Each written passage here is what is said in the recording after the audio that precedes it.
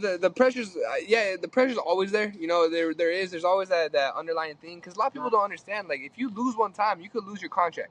You know what I mean? If you get a draw one time, you could lose your contract. If you even look bad and Top Rank sees you differently, you could lose your contract. They're like it's not all like how NFL players have where you have one bad night, like you're all right. Like one bad night in the boxing game could change your entire career.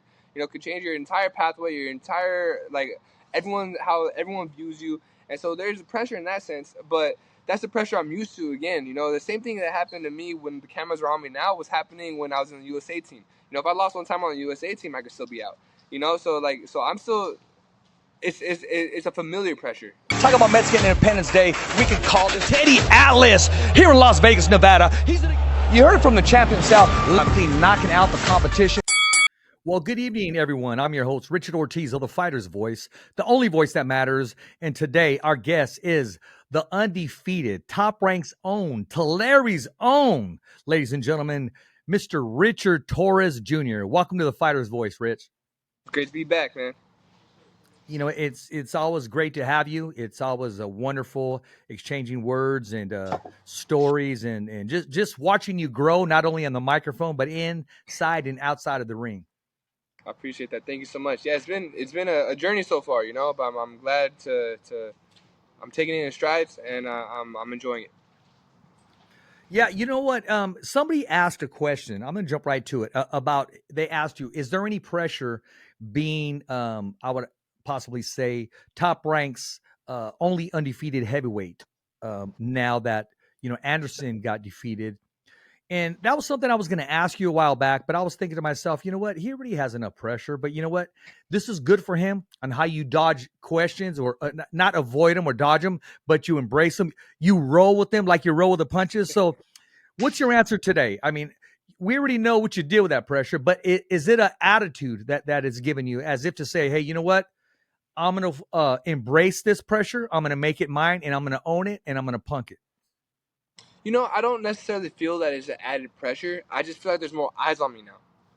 Like I don't necessarily think that that's so much added pressure. I don't know if I don't know if I necessarily say I'm Top Rank's like go to right now. I still think I'm Richard Torrez. I still think they kind of view me in the same manner as how they did before. I don't think like the opinions of me changed too much just because another guy lost. But I do think that other people have more eyes on me now. And I think that I kind of take that in strides. I think there were a lot more eyes on me during the Olympics. I think that there was there's just I don't think I'm to the level I was at the Olympics just yet. Both in terms of people watching and in terms of just opponents. And so I don't feel too nervous right now, and I don't feel too much pressure on me at this point. Well, I'm going to tell you this. I'm going to keep it real with you, Richard. You may not see it or accept it, but there's pressure on you, and hell yeah, there's more eyes on you. You just know how to accept it better. You know how to embrace it, and you know how to calm it down. With the pressure that's on you, you're taming it. You're saying, you know what? I'm going to use this for me. I'm not even going to trip on you. But yes, there's more eyes on me. Brother, there's been eyes on you since the minute you walked down that ring as a professional boxer. Everybody had an opinion about you in one round. Everybody was saying, oh, well, this, oh, well, that. And they're going to continue to do that. But you know what? The maturity in you and the growth, it just takes it with stride. So it's just another day in the office. You'll continue to do what you do. Yes, there's more eyes on you. Yeah, no, I agree, and I appreciate that. But yeah, it's just and the pressure's the pressure's always there. There's always that underlying thing because a lot of people don't understand. Like if you lose one time, you could lose your contract. You know what I mean? If you get a draw one time, you could lose your contract. If you even look bad and Top Rank sees you differently, you could lose your contract. They're like it's not all like how NFL players have where you have one bad night, like you're all right. Like one bad night in the boxing game could change your entire career. Could change your entire pathway, your entire how everyone views you. And so there's pressure in that sense, but that's the pressure I'm used to. Again, the same thing that happened to me when the cameras were on me now was happening when I was in the USA team. If I lost one time on the USA team, I could still be out. So I'm still. It's a familiar pressure. Like kind of how you're saying. I'm understanding how to do this, and it is with the growth of just how I am as a boxer and a fighter, and my team being supportive through the entire time. But yeah, it's there's a pressure there, but yeah, we understand how to work through it. Richard, you fought for the gold medal, bro. There's no more pressure than that. Well, the whole entire universe watching you. So everything else you just take with stride and say, hey, you know what? I do my work in the gym and I get paid on payday. That's basically what happens there. You can expect a paycheck if you don't put the work in. You put the work in, therefore, the easy part is you at the fight. They're just asking you to use all your tools and everything that you worked out for. Now, if you were lazy and you had a different life outside of the ring, then you should feel pressure. But you embrace what's coming your way. You welcomed it. And ladies and gentlemen, welcome to Richard Torrez Jr. I appreciate that, man. Yeah, pressure kills the nerves every time. Pressure kills the nerves every time. So talk to us about, man. I mean, you got so much opportunity, bro. I mean, you're a TikTok headline. Your media is growing. You write your own scripts. You act your own roles. You co-produce your own parts. Everybody gets to see a piece of Richard Torrez Jr. Your antics. You're laughing. You're having a good time. Out of all the videos you made, which one would you say is that you felt good about, the funniest, and is the real Richard Torrez Jr.? Oh man, I think almost all my videos are the real Richard. You know, what I like to say is my media is just Richard plus. You know, like I don't. It's not me when I'm sad or mad or anything like that. It's just me being happy. But it's still me, you know. And I'm usually like a pretty easygoing guy, and I'm usually pretty nice. But it's just a little bit of me plus on social media. I would say one of my favorite posts, and it was the one that kind of went viral first, was the running post. Whenever I'm looking for, like, when there's a heavyweight looking for sparring, you know, and I'm running out I of course. love that one. I appreciate that. Yeah, so that's like the first one I did that, like, I was, and again, one of my friends was telling me, like, hey, you don't have to only post boxing content, or you don't only have to post like when you're in the gym working out. He's Yeah. like, try out other things, you know, try out what works and what doesn't work, and if something hits, then you're good. And that video hit, and so then I started saying, okay, well, I could start being funnier, or I could start like kind of using like my humor on videos, and it's been working out pretty well so far. I love the one where the Nacho Libre. I mean, that's still good. I love those shirts. They need to get going, especially for Halloween. You got to create the Richard Torrez kit. You know, the Nacho Libre kit. Okay. You got that one, and then when you were hitting the punching bag, and I think the song you used, more energy, or it was something to that effect, and you were dancing the salsa, and you were hitting the bag. And see, the video stops, but I'm waiting for it to continue, man. I appreciate that, man. Yeah, I mean, it's just been some fun stuff, you know. But yeah, we just keep it going, and slowly but surely, like that page grows, man. You know. Well, people have been sending things, and also I got a text that somebody that may take you to court because they like your videos and you haven't given them any props. And I'm talking about Dempsey. Oh. Dempsey texted me and he said, Rich, can you talk to Rich for me? He said, I've been in videos, they're going viral because of me, and he can't even give me a biscuit. Man, sometimes I'll tag him. I'll tag him in the post. My sister runs his Instagram account, but Okay. nah, he gets fed well, man. You know, like he's my running partner too. So every morning he gets his exercise in, and he's doing his thing. But yeah, nah, he's my biggest fan and my biggest friend right now. Well, I don't want you to blush right now, but honestly, I did get a text from Shally Hollis. He runs the Black Corner. He said, just a suggestion. If you really want to go viral, he said he'll willing to take a picture of you, you know, like the Titanic, naked, but put a boxing glove where your junk's at. I don't know if I'm ready for that one yet. You know, maybe one day I'm gonna have to get my mom to give me a better diet so I get real ripped out. But yeah, maybe one day, man. Well, he said, you know, is it an 8-ounce glove you'll need, or you need the 16-ounce? All right. Yeah, we're gonna go 20s, man. You know. Hey, Rich, I told you we're coming at you different, my man. There we go, man. Got you. I was kind of upset during the fight. The guy kept spitting out his mouthpiece. I see the first veteran move. Okay. Mm-hmm. Maybe do it again if he really gets rocked, or just take a knee. But that last time was an uppercut, and that mouthpiece went flying. And that's where, you know, the referee needs to. I know he said, I'll be firm, I'm going to disqualify him. But that was a punch. And I would have said, hey, and I would have said in the middle of the fight, as soon as you hit him, I would have said, that's a punch. Keep fighting. I would have said that. Mm-hmm. Because you're on your way to scoring another TKO or not a KO. Yeah, it's hard because, you know, like, And he told me after the fight, he came up to me after the fight. He said, "Hey, Richard," he goes, I wasn't intentionally trying to throw out that mouthpiece, man. He goes, I just have never been hit with uppercuts like that. He goes, you hit me with so many uppercuts. I've never been hit with the uppercut like that. He goes, I'm usually like on my back foot more. He goes, I didn't see the punch coming, and my mouthpiece just fly out. And I believe that he was in it for the long run. Everyone I talked to him about, or everyone I talked about with him, I forgot. What am I saying? I'm saying everyone I talked about regarding him, would say that he's in it for the long run. He doesn't give up. He's gonna keep coming at you. He won't give in. And I believe that. I believe that in the fight too. He was kind of playing possum a little bit. I think maybe one time you're right. I think he might have spit out the mouthpiece. But a couple of times I do think it was just because he didn't see the punch coming and the mouthpiece flew out.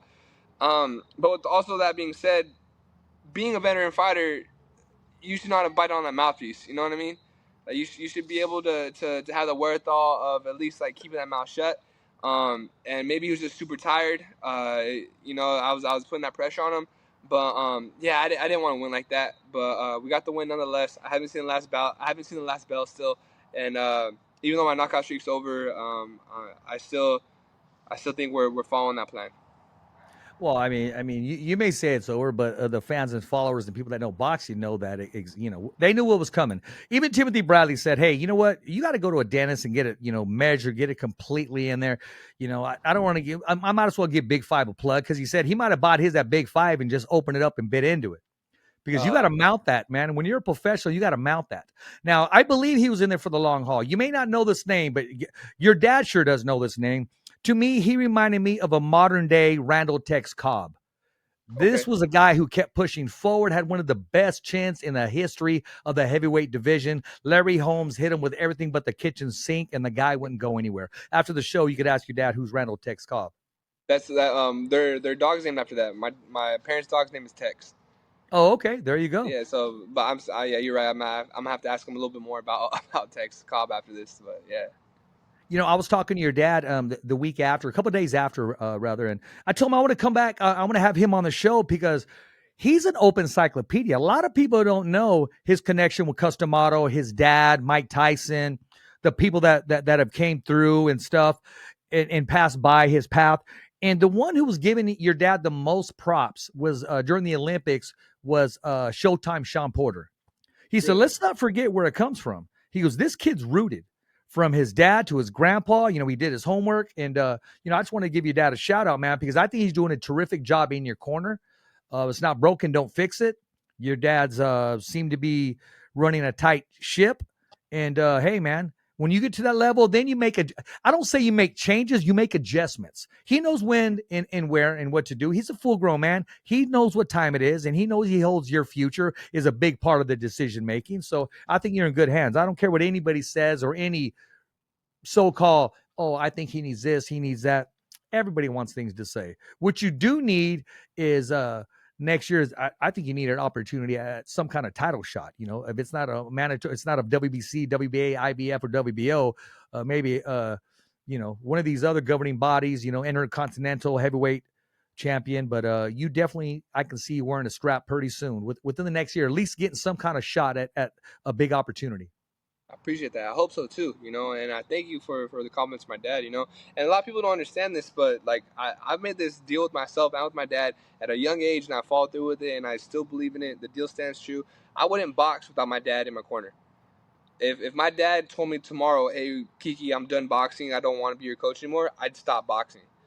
Like that's how much I believe my dad. I'm a firm believer that you need an omniscient in your corner. You need someone that you believe in totally, that you think knows everything, And whenever I'm in that corner, whenever my dad's in that corner, if I'm serious, if he told me to drop my hands and lay down or do whatever it was, I would do it, And I don't have that much faith in anybody else. There's someone that you need that if they tell you to close your eyes and just swing, that's what I'm gonna do, And so that's why like I wouldn't box on my dad in my corner. But yeah, I would love a title shot soon, man. I would love to be able to just show my progression. But end of the day, again, I'm following Top Rank's game plan. I signed with them for a reason. I believe in the matchmaking, and the best whatever in they the have in world. store for me, I'm okay with that. Exactly. The best in the world. We talked about that even before I signed, man. You know, like whenever I was an amateur, we were talking about those pro things. Yeah, yeah, best in the world matchmakers. They know how to build a fighter. Sometimes the fighters that have been built by Top Rank leave afterwards, but like Top Rank sure knows how to make a star. You know, one thing I did learn is never text Brad. Well, myself never text Brad Goodman during fight week. He'll go off on me, and then he'll call me back, and he'll kind of bring it back down and says, Richard, we need to get a steak soon. I said, okay, that'll be cool. Do you need anything? I'm busy, man. Do you need anything? He'll give me that, and then he'll kind of say, okay, well, that's good, and we'll talk later, that type of stuff. But yeah, Brad's a good Yeah, dude, everyone man. talks about how much Bob Arum flies. Those matchmakers, man, they're at every single fight too. They're in every corner. They're every single time. After I get out, Absolutely. I shake Bob's hand and then I go and shake their hands. And man, they're religious with it, man. They travel like every single week. It seems like. And one thing they don't know about Bob Arum, he's a warrior, man. He's a beast. He survived a plane crash and still gets on the plane. Insane, right? Yeah, and they were saying that he went from like Tokyo to Sydney, Australia to New York to Saudi Arabia, like all within the span of like 2 weeks. Like the amount of travel that guy does and the miles this guy the amount of miles this guy must have on like United or Yeah. something must be insane. He could probably buy a country with it. You know, like this guy is traveling every single day. His passport doesn't even have room for any more stamps, to be honest with you. Exactly. So listen, man, we got to get that deal done with Ralph Lauren, man. They got to create of course with the horse, but they do have some soccer polo shirts. They got to get a boxing one, man, with the bear, with the gloves, or however you want to design it. You got to get that big deal done. A boxing bear. That's what I want, man. I want a boxing bear, and I still stay true to that. Every time I weigh in, I wear polo. I love their outfits, and it reminds me of my grandparents. It I kind of remember you helps me, said like, that. exactly. I would love that deal. If that deal ever comes one day, I jump at it. But Well, you got to go after it. You got to tell your agent manager, say, look, this is what I want. And you'll say, okay, Richard, just take care of this, take care of this. Say, well, this is what I want. You just keep telling them, this is what I want. And another thing, Rich, between myself, KP, and Shally, we're gonna get together with you next time. We're gonna sit down and do the interview in Tulare inside of the ring like last time. But we're gonna put some audition tapes together, bro. We're gonna get you. And I spoke to your dad. We're gonna get you on Dancing with the Stars, bro. You deserve to be there. Top Rank's own undefeated, Tulare's own undefeated Olympian, Richard Torrez Jr. on Dancing with the Stars. I can see that happening. That'd be pretty cool. Yeah, I don't know if I'm the best dancer for that though. Like I take very Well, you're a basic. great candidate, Richard. Come on, I see you doing the ballet, the gymnastics, the salsa, the running with the gloves, or with the moves. I see the moves, bro. I appreciate that. Yeah, I'm trying. I'm working on it. I'm learning and learning. So hopefully one day we'll get that job. We'll get the offer too, man.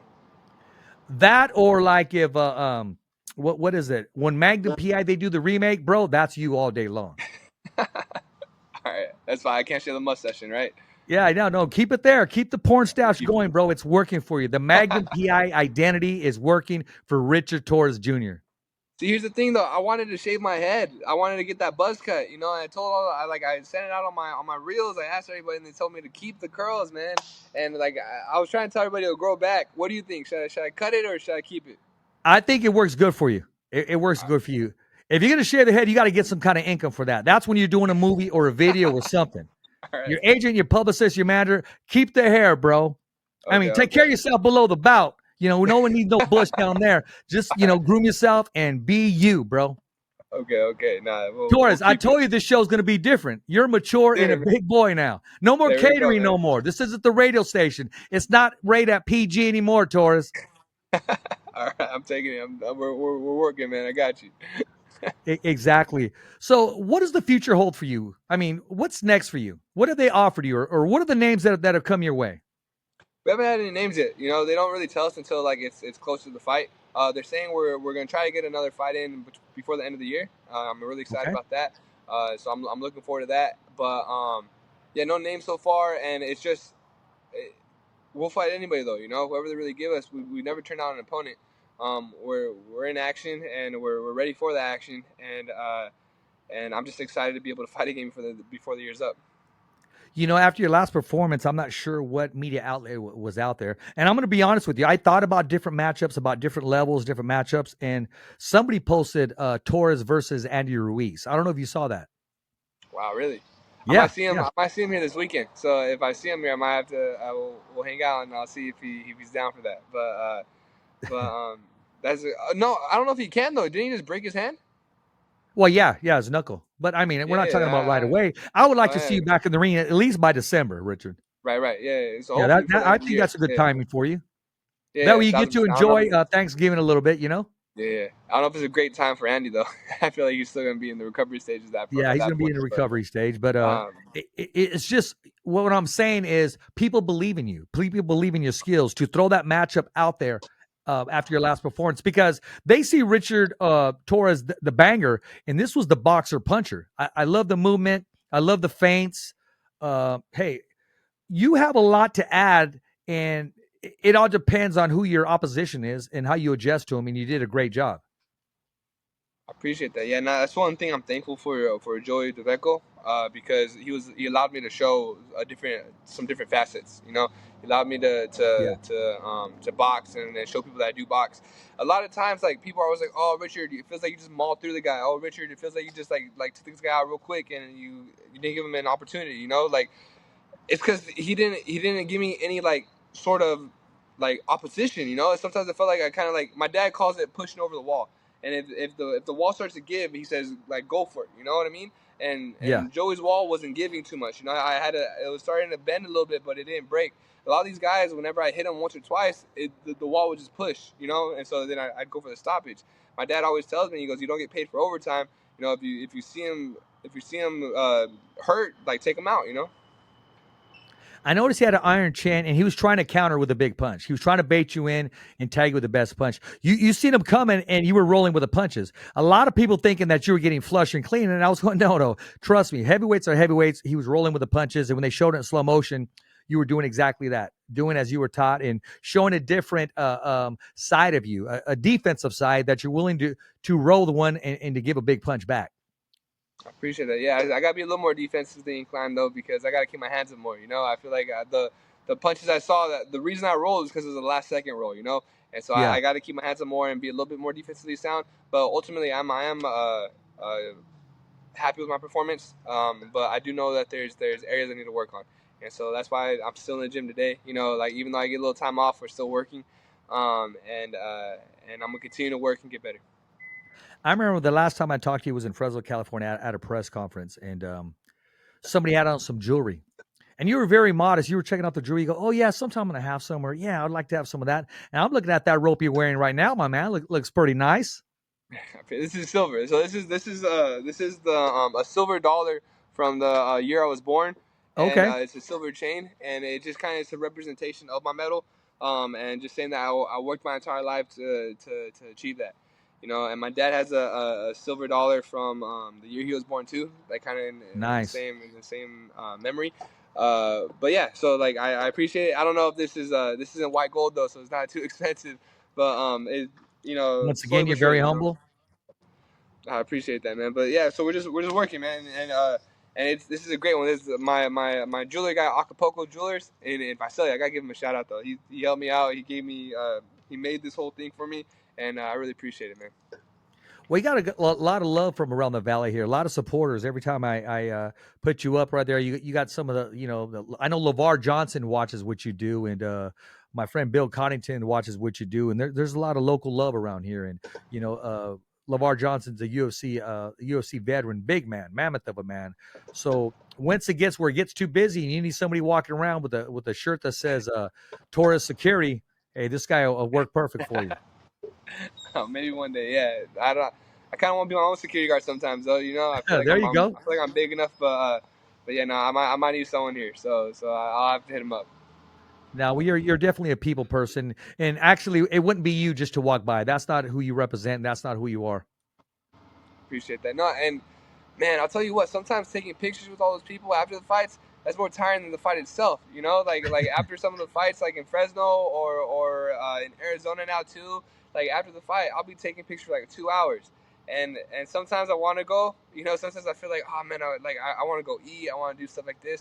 But I think about, for as long as I was taking pictures with someone, someone's been waiting for me to take another photo. You There know, you go. and so that kind of keeps me there a little bit longer, and it helps me kind of stay present in that moment. You know. But Yeah.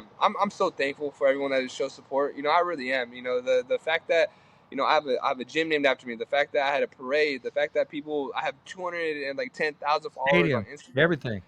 It's insane. You know, and it's just it's amazing that people support me in that manner. It's amazing that I have the valley behind my back. You know, and Tulare behind me, and I love it every step of the way. And I'm just trying to make them proud. We got to get a salsa made after you. You know, the Torrez knockout or something real hot, or just, you know, something around here. We got to get something going around here. I love that shirt, by the way, that Timothy Bradley put on. Oh, that was crazy, right? Yeah, it was super cool. Because he was the one, he started joking with me all the time about my crop tops. And I was like, well, would you wear Yeah. one that like wasn't crazy crop? And he's like, yeah, I might wear one of those. And so I was like, all right, I'm gonna make one just for you, and I did. And that was so cool that he actually put it on, and on the network too. Man, that was awesome. No, he was a man of his word, and yeah, that was huge. That was a big shout out, and you know, once again, the entire world was witnessing. You know, it was really cool. Richard, we talked about some of the positive things that you handle. How do you handle the negative? How do you handle the people that says, okay, he's this or he's that, or I don't think he's this, or so forth? Do you pay attention to it? How do you handle it, and do you strive off it? Does it make you better? Yeah, you know, I think for the good and the bad, I have the same answer, and that's just continue to watch. You know, if you think I'm great, and you think I'm gonna be the next champ, please, thank you so much. Continue to watch me grow and follow the process. If you think I'm nothing, if you think I did all this from luck, if you think I got just like the easy way to where I'm at today, keep watching then. You know, like, let me prove you wrong, or go ahead and try to prove yourself right. But whatever it is, keep watching. Exactly. And you know what? Keep that same energy. Exactly. Yep. And that's kind of the funny thing, you know, after I get a win or two, like, a lot of people change, or a lot of people will be like, it feels different, you know, or you get a lot more like supporters. It's like, and it's kind of hard not to be like, well, yesterday you guys didn't really like me at all, and now all of a sudden, like, you guys have been saying I'm this guy forever, and it's tough, you know, it's tough to not carry your pride into You're those only human. battles. Exactly. So I'm trying really hard to accept that people's opinion can change. Um, Well, you and made it's them almost like believers. this, Just look at it this way, Richard. You made them believers. You right? make good decisions because of your upbringing. I appreciate that. Yeah, and I think one of the big things is this too shall pass. You know what I mean? That saying, "this too shall pass," is like, if Yeah. everything's going well, one day this will pass, and so I better enjoy it as much as I got. But the same way, if everyone thinks I'm doing something wrong, this too shall pass, and someday they'll think I'm doing right. You know, so like, I'm not really trying to take anything for granted or thinking anything of this is concrete. But I'm just gonna enjoy the time I have, and I'm gonna give it all I got every single step. Tell me that story once again. I remember you told me on the radio station, this was years back, about your dad asked you one time to take out the garbage, and you kind of said something. He goes, no, no, no, hold Oh on a man, second. I remember. So my there's a trash can. It's like a nasty, all it used to be white, now it looks brown, Yeah. trash can, um, outside my boxing club. And there's a lot of homeless people outside my boxing club. So you'll find like needles, you'll find like Yeah. dirty diapers, you'll find like the worst of thing of the worst that you can see in the trash can, in that trash can. And it had never been dumped before, you know, like, it just keeps on getting smacked down, and then like somehow like the material turns into like just like wetness. It's just nasty, right? Yeah. Well, one day my dad and I were cleaning Wetness. up the gym, and the trash can fell over, and there was all this oh, you could smell it from a mile away, like, of all the just the disgusting trash. And my dad, he looked at the trash, and we were right about to leave, and he looked at the trash, he looked at me, he said, Kiki, go pick up the trash. And I went, man, I don't usually say no to my dad. You know, I'd like, he's my dad. I don't say no to that, but I'm not gonna pick up the trash. I go to him. I say, Pops, I'm not picking up that trash, man. He went, go pick up the trash. I said, Pops, I gotta put my foot down. I'm not touching that, man. You know, that's disgusting. I don't want to be there, man. It's I'm not gonna do it. Kind of rubbed his chin a little bit. All right, he got out and he started picking up the trash himself. And that was the first time I was like, man, you know, if I don't pick up that trash, someone else is still going to. You know, if I don't do that dirty work, someone else doesn't get there, and that job still has to get done at the end of the day. So after I saw my dad picking up the trash, I stepped out of the car. I started help picking it up too. But that was a core memory that I learned that day. Of like someone has to pick up the trash. I brought that up because when that part came up, it reminded me of my relationship with Richie because I never asked my son anything that I was not willing to do myself. Mm-hmm. And the fact that he did that, he thought about it because our flesh wants to take over and says, okay, but if you stop as a man, you stop and say, okay, this can be a learning tool. This can be something that he's never gonna forget. And you definitely made the right decision. I mean, by watching your father doing that, he's not willing to ask you or going to do something that he's not willing to for himself to do. He's not going to put you in any danger or make you feel uncomfortable. Sometimes you got to go through that fire, even if it is a dirty garbage can. And you'll understand that one day, Richard, when your time comes and you have your children, and you're going to remember that for the rest of your life. I asked you that because I thought about that. I never forgot that. And just when your dad, he could have did this or that, but what did he do? He went and cleaned it up himself, started cleaning it. And I remember something similar happened in the kitchen with me and Richie. So that's something that stuck with me too. Oh, no, that's awesome, man. Yeah, and it kind of that brings it back to like why like if my dad wasn't coaching, I wouldn't be here. You know, because it's the same thing. I've seen a lot of like father son coaches where the dad would ask the son to do things that he's never done before. You know, and my dad hasn't. You know, in picking up the trash or in training as well. You know, everything that he's made me do growing up, or just like the hard days in the gym. The biggest thing is like even I had to go back and remember. You know, I would get so mad because on my birthday, on my sister's birthday, on Christmas, on New Year's Eve, on every single holiday, I'd be training, right? And I was like, man, no one else is here with me. No one else is doing this except for my dad. You know, my dad was there every single day too. My dad was there on my birthday. He was there on his birthday. He was there on Christmas, New Year's Eve. He wasn't doing anything else either. You know, for years and years of our life, and he wasn't bettering himself. He was bettering me. You know, and I sometimes like I miss that. You know, I would always tell people, man, look how hard I'm working. He was there every step of the way too. You know, so because of that, I'm no matter what, my dad's gonna be in my corner. Hey, that's set in stone. It sounds like it's set in stone. And for me, watching where I'm at, I see a good thing when it's happening. And I've seen things where I'm like, okay, man, I think this needs to be changed, or I'll see different things from different fighters, but it's none of my business. I figure, okay, maybe they'll learn on their own or what have you. I see a good thing happening. I see a great match happening, and I know when you get to that next level, there'll be those little adjustments that your dad will make, and he's going to grow as you grow, and you guys are growing together. So I see this thing being a long time relationship, and I was him being in your corner, regardless. Definitely. Even in the Olympics when he had to call the other coach. Yeah, I would be. My dad would be right between the phone would be right between my feet. My gloves would be on, and I'd be talking to him like looking down because I couldn't hold the camera up. But it'd be right before I went into every fight. So yeah, he's been with me every step of the way. One of the questions that came in today is the person that you lost the gold medal to. Do you see yourself sharing the ring with him as a professional? Would you like to do that? And do you see a time frame before that happens? I would love to share the ring with Jalov again. You know, I think one of the best attributes I have is my conditioning. And the longer the rounds go, the more I'm able to use it. You know, and I think that as far as time frame goes, I feel like Top Rank's gonna want that to be like a title shot or a title defense thing. You know, I think they're still building both of us. We're gonna hype that But up. yeah, exactly. But like I said, my dad and I, we don't duck fighters. You know, like if they want to fight, we're open to it. You know, I don't like we don't duck anybody. We just don't call people out. You know, we're here to fight. We're here to fight anybody. It's not like I have a picture of him on my wall or anything that's like I have to fight you. Nah, it's like, but if you wanna get in there, you wanna knock hands, man. I'm there for it.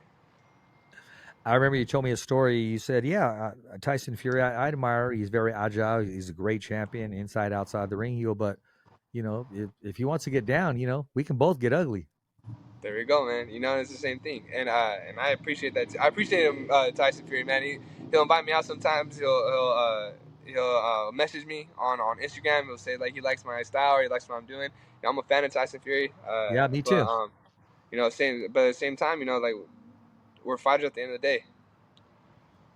I remember a long time ago, I was calling because you're the same height and weight as Usyk, and I remember I called your dad. I said, do I have permission to get a hold of Robert Garcia to see if Anthony Joshua needs a sparring partner that's kind of the same attributes and stuff? He said, hey, go for it. I remember I called Robert Garcia. He goes, that is a great idea. He goes, but we're over here. You know, I guess they were where they were at. So that was the only holdup. And when he got back to me, he said by the time he gets here, because it takes like 19 hours to get where he's at or what have you. But that's when Robert Garcia was training him for the rematch. Mm-hmm. Yeah, but that would have been some great experience. I would have loved to see that. That'd been cool. A lot of people were saying that that they were mad at Joshua's corner for this last fight, like saying that you gotta go out there and give it all you got or something, and they kind of let go of his defense. Did you kind of feel that same way? I think he got caught early and didn't recover. He was more embarrassed than hurt. He made a crucial mistake by reaching and leaving his chin up at the very end, but he felt anxious. He felt that he hurt the man, and when a man is hurt, he becomes very, very dangerous because you can. Yeah. And his opponent was hurt. He got tagged, very dangerous, and short right hand walked right into it. He got very anxious, and he did something that he really doesn't do was reach. And that chin was held up very high, and I never questioned his will or his heart or his desire because the man kept getting up. The corner can say something. There could be excuses here or there, but I just think he made a mistake at the very end. But that's not taking anything away from the champion himself. He deserves to be there, and that's the life of boxing. I agree 1,000%. Yeah. So listen, I had that chance of when I was in Vegas, I went to the Canelo fight, and I was talking to the GOAT, Jim Lampley. Did you ever get to hear of any of the fights that he called when he was commentating? No, I might have like when I was younger, but not that I can remember right now. What are some of the commentators that you like? They don't have to be from Top Rank or ESPN. What are some? Because I know you as a student you watch different fights. What commentator kind of catches your ear? I like Sean Porter. I do like Tim Bradley as well. I do too. I like Sean Porter. Who's that? I like Tim. I do. I like Chris Algieri. Oh, okay. I like Chris Algieri also. I like Richard Ortiz. I still think we're gonna get Richard Ortiz on this one of these times. I like Christina. I also like Christina. The one she works for Sky Sports. Christina Patrick. Yeah. Oh, the other one. Okay, yeah. And I think that I feel like I like the fighters. I like the guys that have been in the ring before and kind of talked about it. But I like who's the other guy on Top Rank? Mark Krigo, or you got Joe Tess. You got Bernardo Osuna. Bernardo's a good guy too, man. And Bernardo is a perfectionist. Always comes prepared to do anything behind the mic. Really is. And he's really good. Like keeping that conversation going too. Like I've been on Sky Sports a couple times now, and like the boring fights are super hard for the commentators. Like the hard fights for the fighter are the easy fights for the commentators. The easy fights for the fighters are the really hard fights for the commentators. You know what I mean?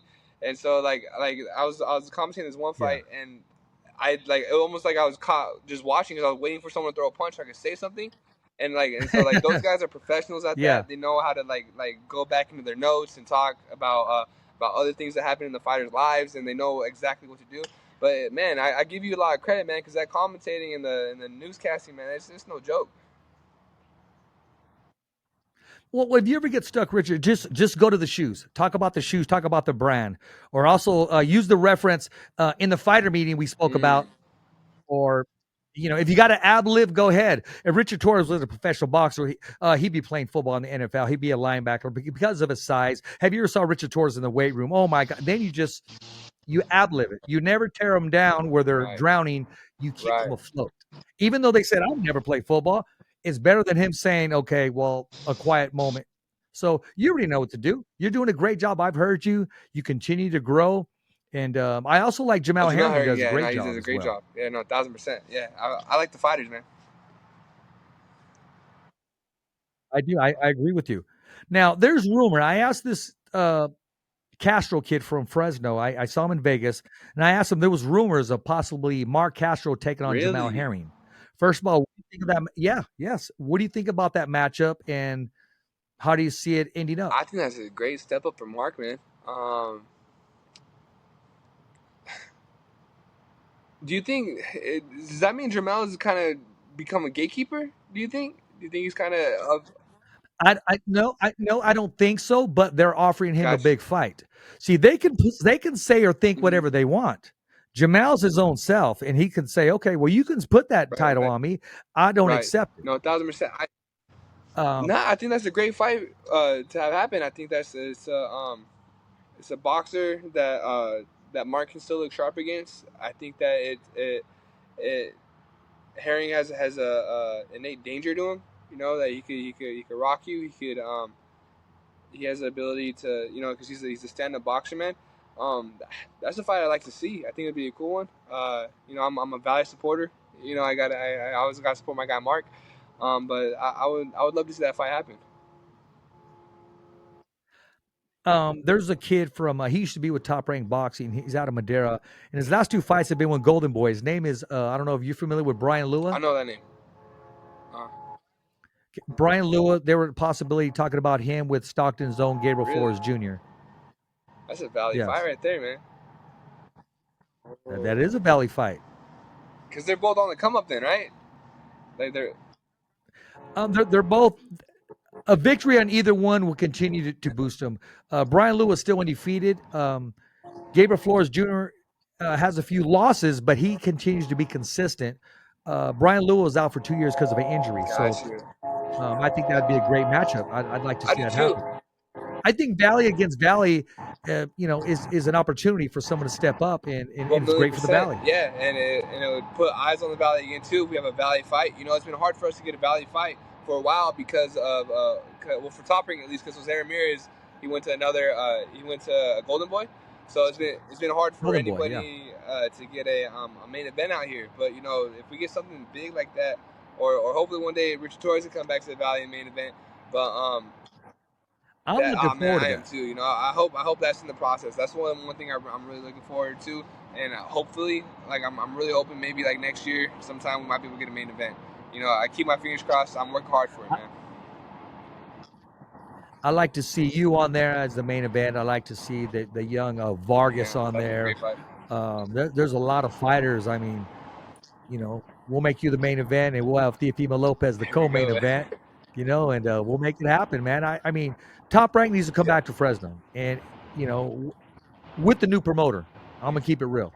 They just need to come back to Fresno and do what they need to do and make it the Richard Torres story because, um, yeah, I think you're there. You're right there on the cuff of saying, you know what, it's okay to ask. Say, I would love to come and fight in my hometown. I made my debut here, and I would love to, continue my following. And these guys travel all the way to Texas for me. They come all the way here for me. I'd love to fight in my own 1,000%, man. backyard. I'm knocking on that door, man. Trust me.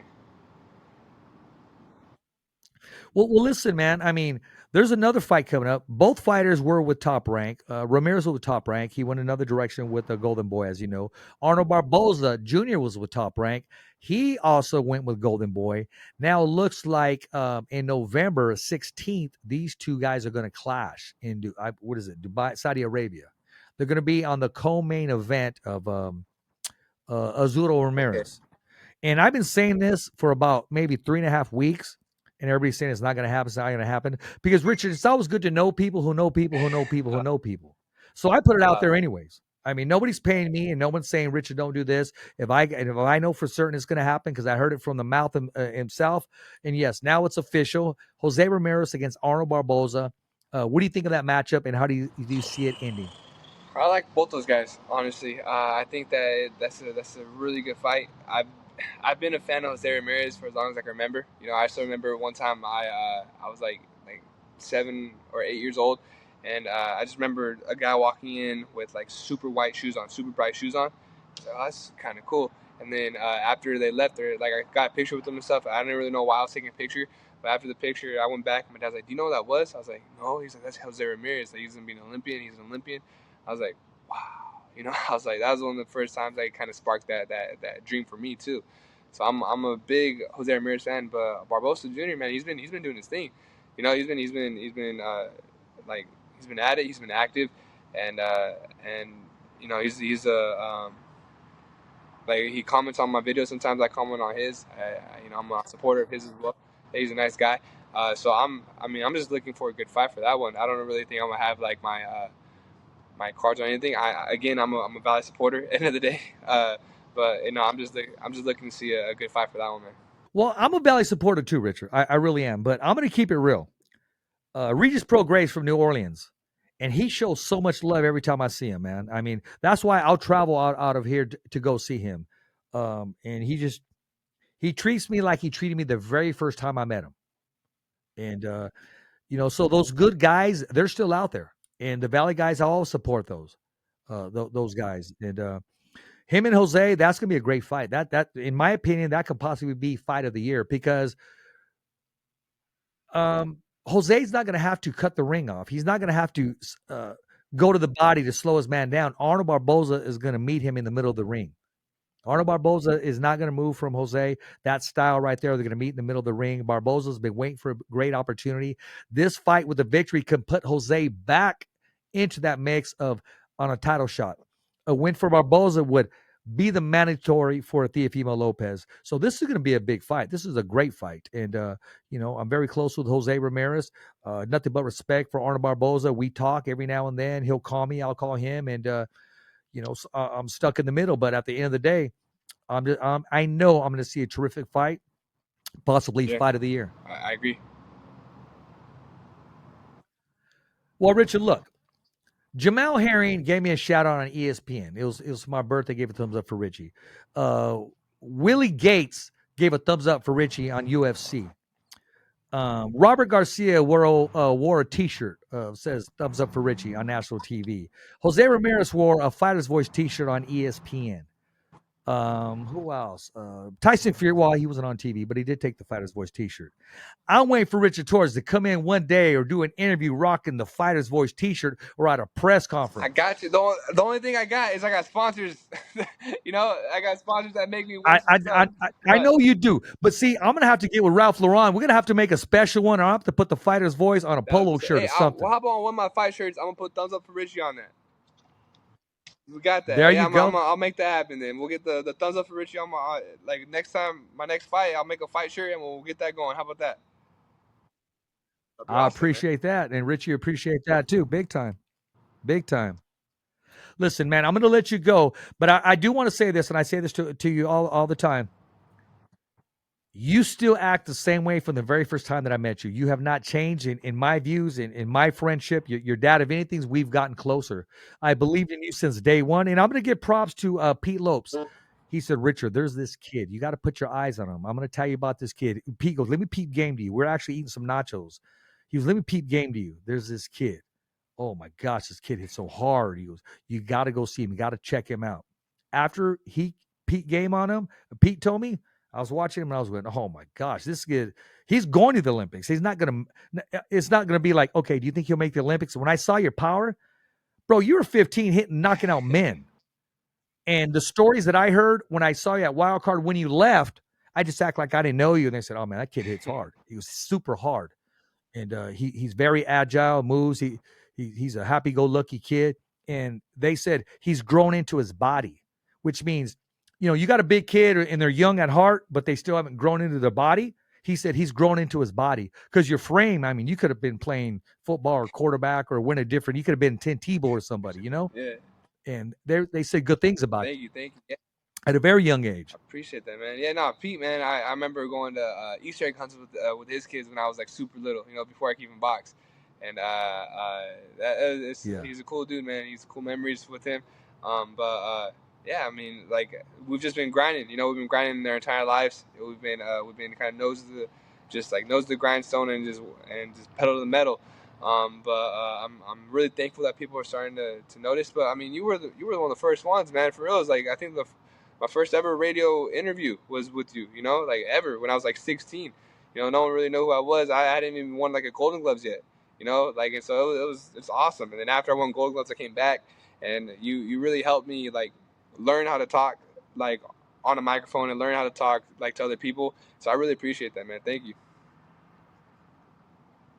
It's my pleasure, and it's a pleasure watching you grow, Richard, because you're at it.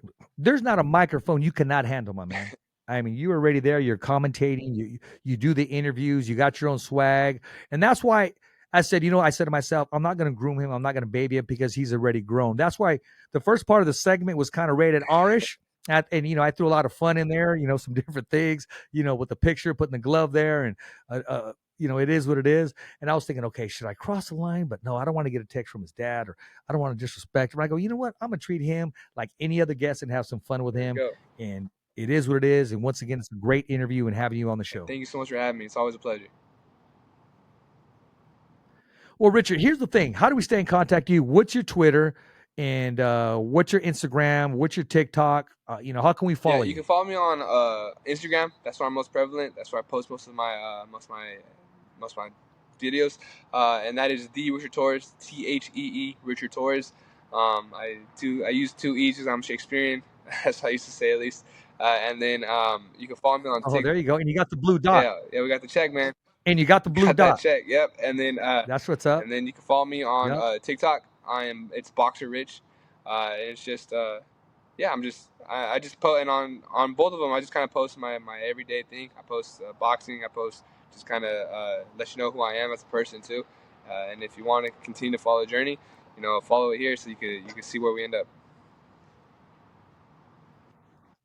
I don't know how to tag you on X or Instagram. You got 2 accounts there. I hit them both up, so I just hashtag you now. Yeah, so the Richard Torrez on Instagram. Any other account that's not me. And then on Oh, okay. And okay. on X, I'll just hashtag you on X. I don't really use it too much. I used it in high school a little bit, and I tried to use it a little bit going there, but I really decided to focus all my like effort in like TikTok and Instagram, because that's what was growing for me. There you go, man. Well, Richard, as always, it's a pleasure having you on. I plan on having your dad on soon, and I want to bring him on, and I want to create a segment for him where we're going to say, let's just talk boxing. We're going to talk about boxing and his stories and his wisdom. And a lot of people don't know the story about your dad and his father, which is your grandpa, and just the knowledge and who's been in his crossing, who's he's crossed paths with. And, it's time people know who Richard Torrez Sr. is. Right. No, he's 1,000%, man. He's a legend. Definitely in Tulare, a legend in the Valley. If you talk to any 80s fighter, they know who Richard Torrez is too. It's pretty cool whenever like he goes like the reunions and stuff. But yeah, that'd be amazing. Yep. Well, Rich, I got to let you go. Appreciate you, man. And you always got a platform here. Whenever some news drops, give us a call, give us a holler. I continue to watch and support what you do. And like I said before, the future heavyweight champion of the world, the future of boxing, Richard Torrez Jr. Ladies and gentlemen, if you have not followed our YouTube, it's www.youtube.com/thefightersvoice. Remember, every fighter has a voice, and so do you. As always, it's a wrap. Thumbs up for Richard. Okay, fight fans, it's not goodbye, but until next week. Remember, it's always voiceography at its finest. So on behalf of Richard Ortiz, the special guests, saying hasta luego, babies. And always, thanks for listening.